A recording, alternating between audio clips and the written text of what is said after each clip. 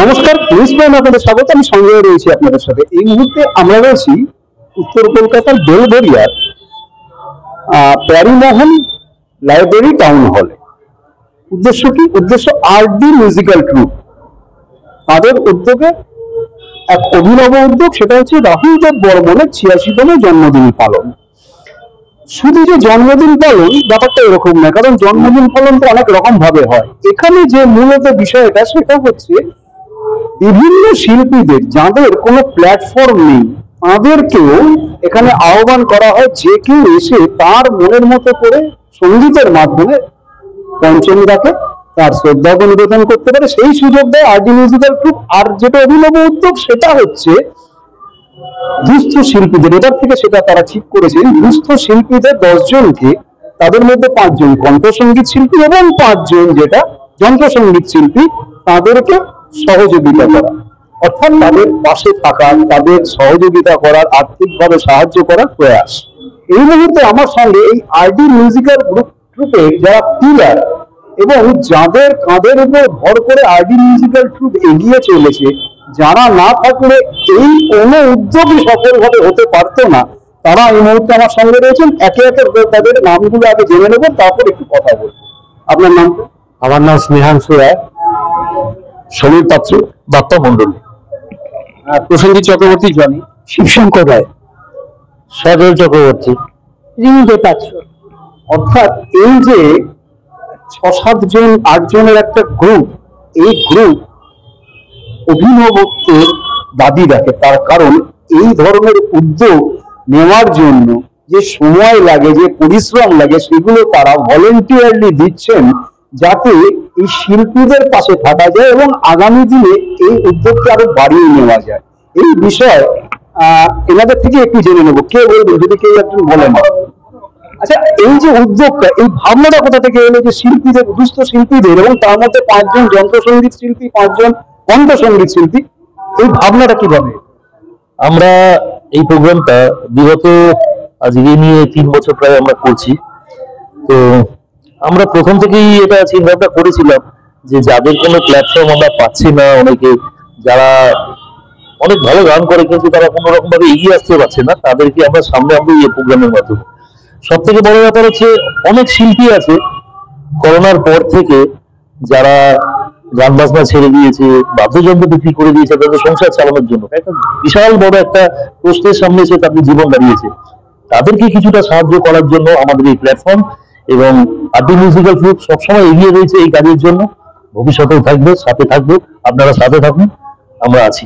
আর আমি আরেকটা কথা বলতে চাই, রিমিতি আর সমীরদাকে অসংখ্য ধন্যবাদ। আমি দুর্গাপুর থেকে জানি যে আমন্ত্রণ জানিয়েছেন রাহুল দেব বর্মনের শ্রদ্ধাঞ্জলি দেওয়ার জন্য, তার ওনাকে অসংখ্য ধন্যবাদ। এবং এইরকম একটা উদ্যোগ নিয়েছেন যে যন্ত্রশিল্পী এবং যারা সঙ্গীত শিল্পীদের, এই উদ্যোগটা অভিনব উদ্যোগ, এবং আগামী দিনে আমরা পাশে থাকতে চাই এবং এরকম ভাবে, এবং কিশোর কুমারের প্রোগ্রামে এটা আমরা করে দেখাবো।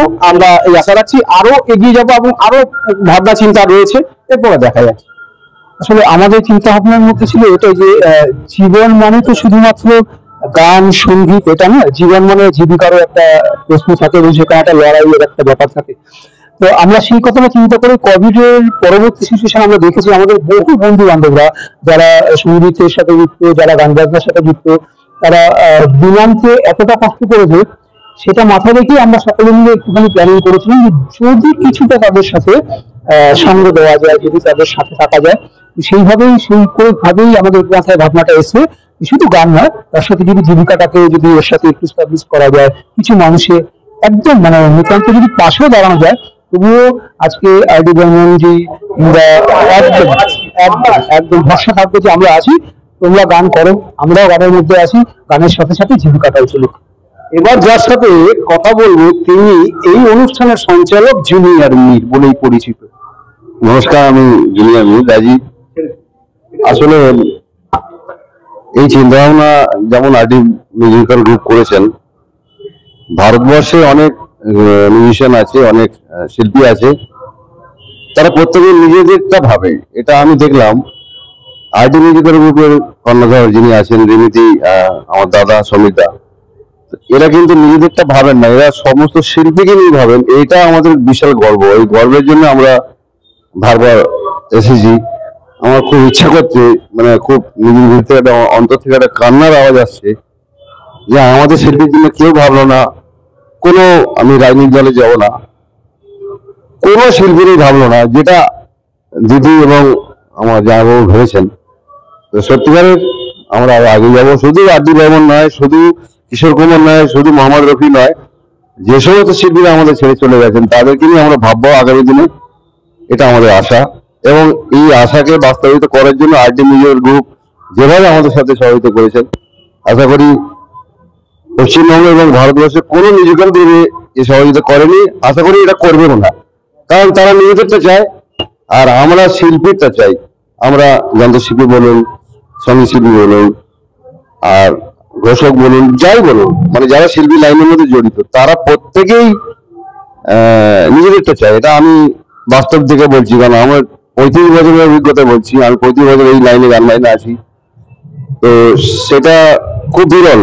আর যদি মিউজিক্যাল গ্রুপ ছাড়া বেশি কিছু বলবো না, অনেক দূর হয়ে যাবে, বললে অনেক বেড়ে যাবে, বর্ধিত হয়ে যাবে। কিন্তু আমার দাদারা আছেন, আমার দিদিরা আছেন, এটা বলবেন। নমস্কার। আচ্ছা, আমি প্রথমে ধন্যবাদ জানাতে চাই।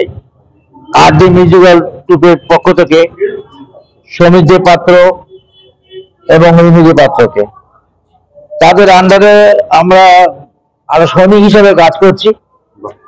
এই সৈনিক হিসেবে কাজ করতে গিয়ে আমি দেখছি যে অনেকটা আমরা অ্যাচিভমেন্ট করতে পারছি, খুব খুব অ্যাচিভমেন্ট করতে পারছি। এবং আমাদের চিন্তা ভাবনাটা হচ্ছে আমরা অ্যাচিভমেন্ট করে যাব, সব দিক থেকে আমরা মানুষের সহযোগিতা পাচ্ছি, এবং এই সহযোগিতা করতে করতে আমরা একটা জায়গায় পৌঁছাবো যেখানে আর আগামী দিনে যে চিন্তা ভাবনা রয়েছে এবং পরবর্তী অনুষ্ঠান আর কিছুদিন পরে, 1 মাস বাদেই আমাদের কিশোর কুমার জন্মদিনের উপলক্ষে যে আমরা একটা প্রোগ্রাম করছি, সেখানে আমাদের দুস্থ শিল্পী বলতে একদিকে কণ্ঠশিল্পী, একদিকে যন্ত্রশিল্পী, এই দুজনের শিল্পীকে আমরা যতটা সম্ভব তাদেরকে একটু সাহায্য করতে হলে আমরা নিজেদেরকে ধন্য মনে করবো।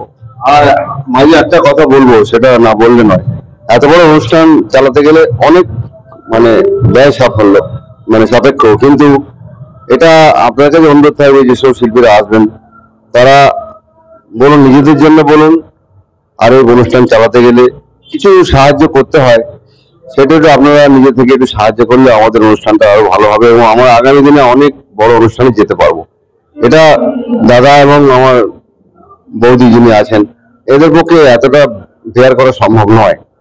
তো যদি আপনারা একটু আগিয়ে আসেন আমাদের খুব সহযোগিতা হবে। যেসব শিল্পীরা আছেন, যেসব যন্ত্রশিল্পীরা আছেন, তাহলে আমাদের অনুষ্ঠানটা আরো ভালো হবে এবং আগামী দিনে আমরা ভালো একটা প্ল্যাটফর্ম করতে পারবো। যদি একটু সাহায্য চাই, সাহায্য বলতে সব জায়গাতে টাকা পয়সা লাগে, পরিষ্কার খুলে বলাই ভালো।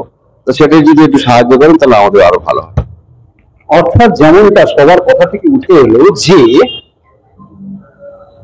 সহযোগিতা প্রাথমিক, কারণ কোনো বড় উদ্যোগের পেছনে একটা আর্থিক কর্মকাণ্ডের বিষয় থাকে। সেই আর্থিক কর্মকাণ্ডের বিষয়ের জন্যই তারা সহযোগিতা প্রার্থনা করছেন, যাতে তারা আগামী দিনে আরো বেশি সংখ্যক দুস্থ সঙ্গীত শিল্পী এবং যন্ত্র সঙ্গীত শিল্পীর পাশে দাঁড়াতে পারেন, তাদেরকে সহযোগিতা করতে পারেন। সেই জন্য তারা সকলের কাছ থেকে সাহায্য সহযোগিতা প্রার্থনা করছেন, অর্থাৎ নিজেদের জন্য নয়, অন্য দুস্থ সঙ্গীত শিল্পী এবং যন্ত্র সঙ্গীত শিল্পীদের পাশে দাঁড়াতে তারা সবার সহযোগিতা চাইছেন। এই ভাবনা, অর্থাৎ তফাৎ কিন্তু মানুষের ভাবনাতে হয়, সিঁড়ি দাঁড়াতে হয়। এই ভাবনার জন্য এই আরডি মিউজিক্যাল গ্রুপের এই সমস্ত একনিষ্ঠ যারা কর্মকর্তারা আছেন তাদেরকে স্যালিউট নিউজ প্রাইমের তরফ থেকে এই ধরনের ভাবনার জন্য। ভিডিও জার্নালিস্ট ভূয়ার সাথে নিউজ প্রাইমের জন্য সঞ্জয় সাহা, কলকাতা, বেলঘরিয়া।